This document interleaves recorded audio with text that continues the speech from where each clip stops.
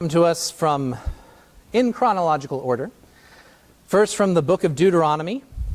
It's a speech that Moses gave to his people Israel as they stood on the boundary to the promised land.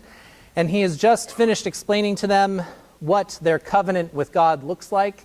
And then he gives them this encouragement. From Deuteronomy 30,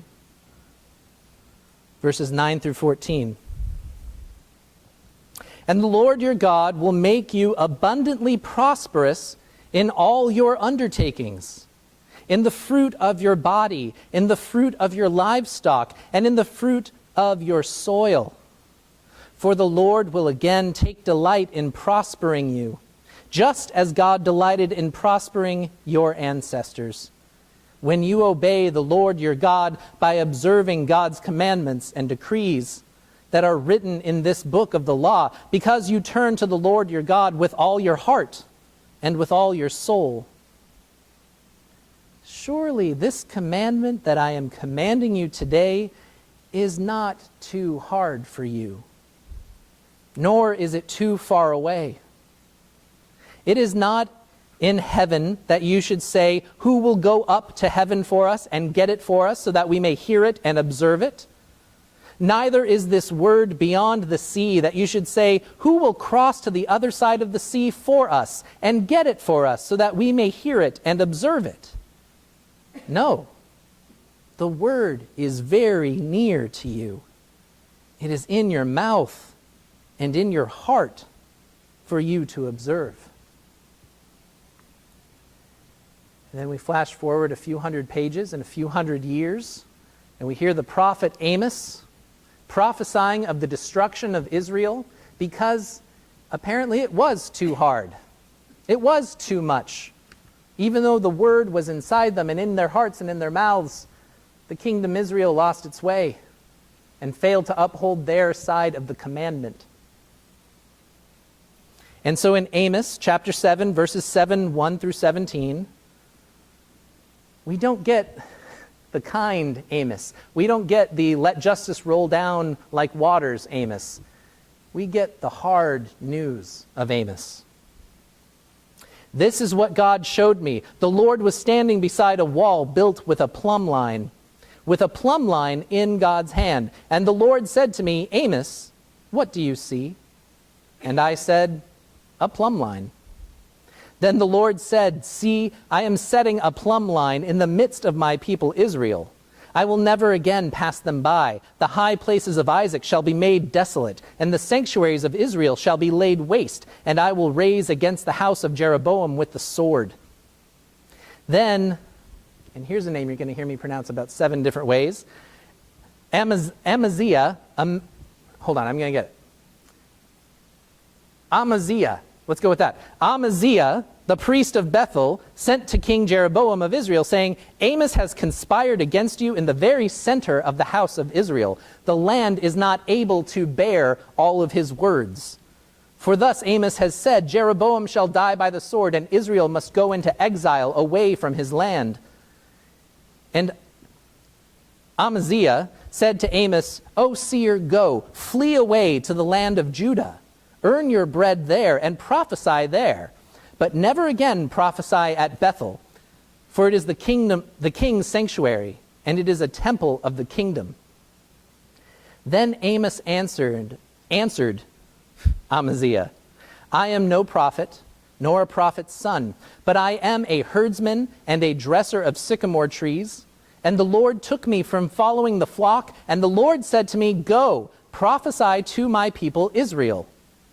Now, therefore, hear the word of the Lord. You say, do not prophesy against Israel, and do not preach against the house of Isaac. Therefore, thus says the Lord, your wife shall become a prostitute in the city, and your sons and your daughters shall fall by the sword, and your land shall be parceled out by line. You yourself shall die in an unclean land, and Israel shall surely go into exile away from its land.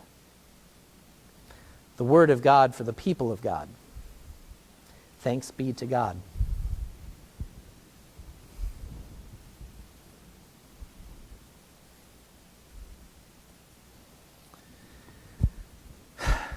prayer helps us to see and hear differently.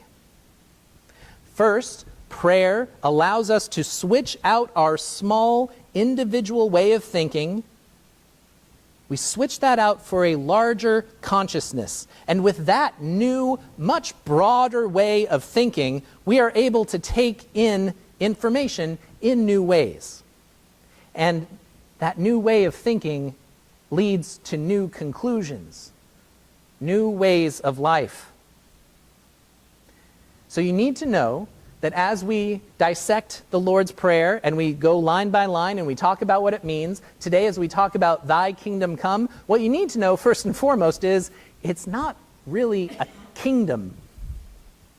The metaphor of God's kingdom became an essential one for the ancient Jewish people because they were a sovereign nation constantly attacked and conquered by various empires. God freed them from slavery under the Egyptian Empire, but a few centuries later, they were invaded by the Babylonian Empire, and then the Assyrian Empire. And then Alexander the Great's war machine wiped across the earth and devoured everything in its path, including Jerusalem. And a few centuries later, Rome was the latest empire to take over in Israel. And when I say take over, I mean occupy. I mean claiming the lives of Israelites for its own benefit. They demolished the temple, the holy site where God was living, twice. So the ancient Israelites began to pray to God, to plead with God, that God's kingdom put an end to all earthly empires, an end to bloodshed, misery, the profiting of the few by the suffering of the many. Scholar John Dominic Crossan points out, however, that this prayer, this plea that God would rule earth, it wasn't a hope that God would reign on earth in the style of earthly kings and emperors. It wasn't a plea that God would just carve out another nation and set up God's own rules and rule the people there with an iron monarchical fist. That wasn't the plea. It was a plea that God would reign on earth and govern in the style of God. And John Dominic Crossan says that since this prayer of ours, the Lord's Prayer, begins by praying to our Father, or our mother, our parent, the parent of the entire world, suggests that we should understand that God's style of ruling the world would be similar to a parent's style of running a healthy household. So the Greek word oikos means household. The Greek word nomos means law. And when you put them together, you have the Greek word for law of the household. And this is how we think about God's kingdom on earth, as God's law of the household. And we actually have a very simple word for that in our modern English. The word is economy.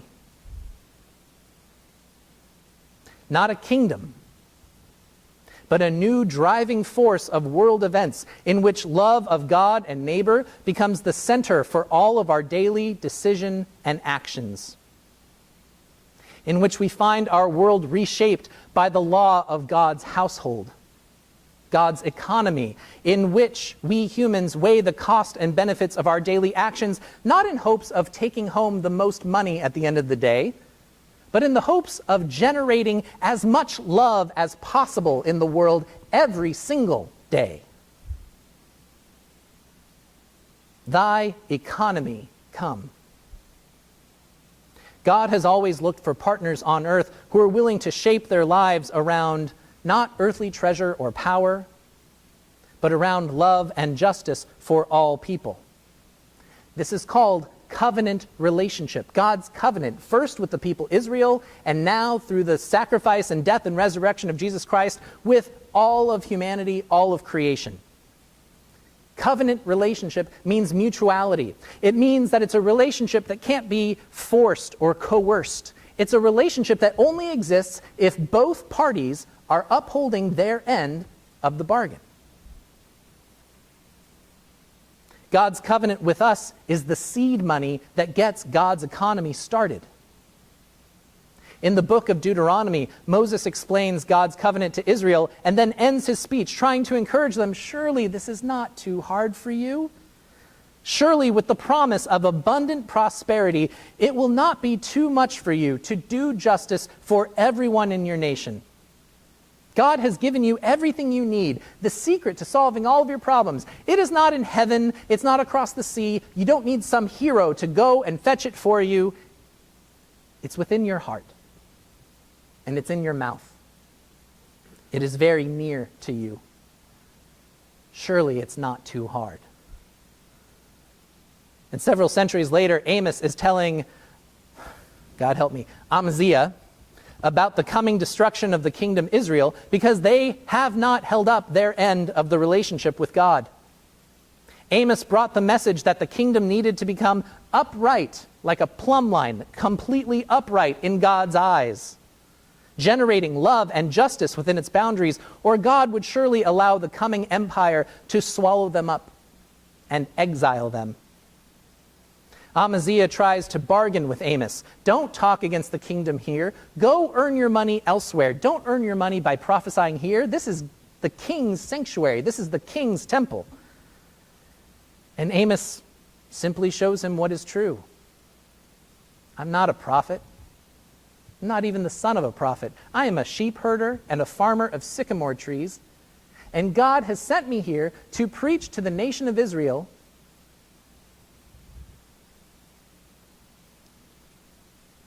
to let you know everything you hold dear will come apart and disappear from the earth because you refuse to do justice for your people.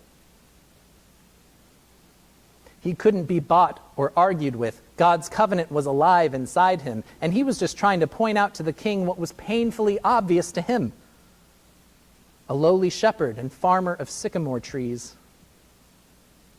If our economy is based on wealth and prosperity, the market will eventually collapse. If our economy is based on loving and serving one another, abundant prosperity. And so, to this very day, we plead with God to save us from the violence and injustice and poverty and hatred that runs rampant among us. We beg and plead for God to bring God's style of rule to our world. Thy economy come. And to this very day, God says back to us, I can't do it without you. If you want to live in my economy, you've got to start generating some capital. The world won't buy in without some consumer confidence, without some reassurance that my economy can provide for them better than the economy you currently have. So, friends, this is a church, and I'm not an economist. I'm just a guy trying to live a good life, trying to keep my little black lab from chewing on the furniture, trying to grow a garden in my backyard. But God has led me to you. God has sent me to tell you, God's kingdom doesn't just come to earth on its own. We have to buy into it. We live in a free market economy. We have free will. So if God's economy is going to be a real thing on the earth, we need to construct our lives in ways that boost love and life and justice, to let those things thrive and take the place of hatred, death, violence, apathy. There aren't as many bookstores around as there used to be. That's not because we stopped reading.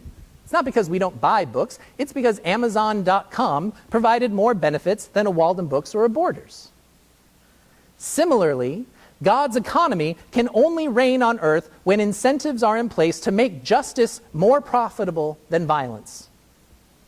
Violence, by the way, is currently a major force in our economy.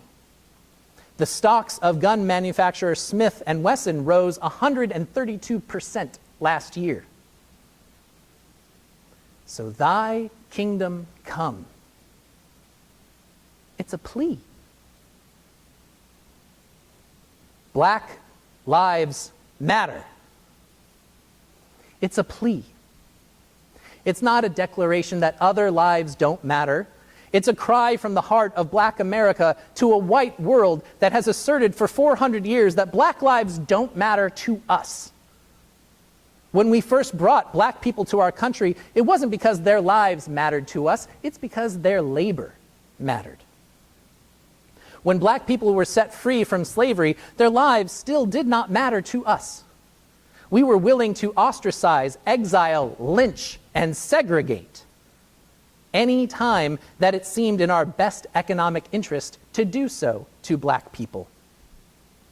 After the Civil Rights Act was passed in the 1960s, that's how recent this is. That's how new this part of our history is. It happened within the lives of most of you sitting in this sanctuary. When the Civil Rights Act passed, we stopped condoning the outright murder of Black men and women, but we didn't change our economy.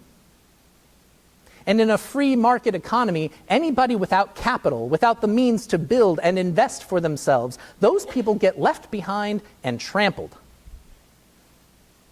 And as budgets got tight and factories started to close and towns across America needed new ways of generating revenue, we started making a lot of laws that Black people just happened to break more often.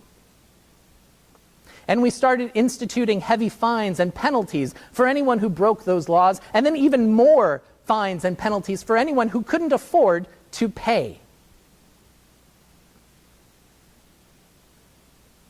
And police, brave men and women who sign up to protect other people for a living, they stopped getting to serve their communities and had to start profiting off of communities that don't look like them. Private prisons generate an annual revenue of $3.3 billion a year. America locks up more of its own citizens than anywhere else in the world, and 40% of those prisoners are Black. When your body is something we can make $3.3 billion a year off of,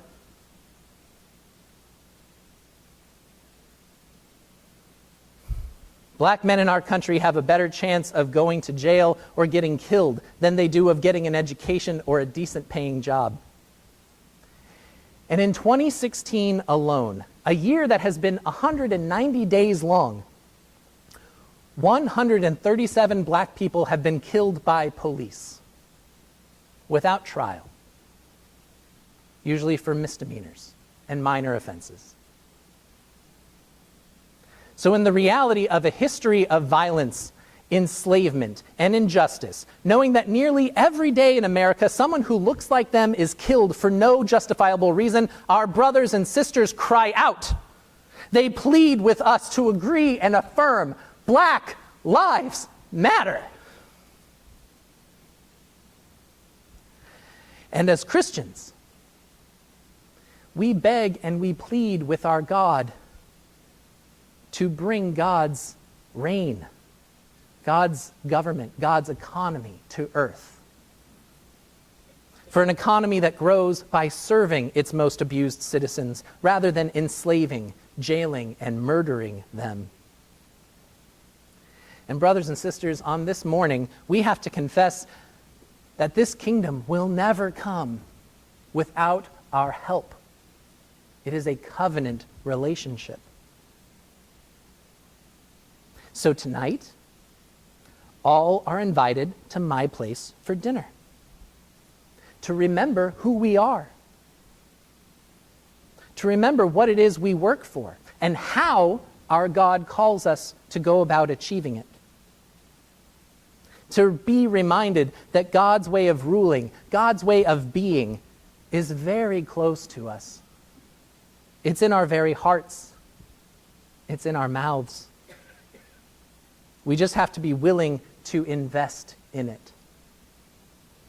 God, in your mercy, hear our plea.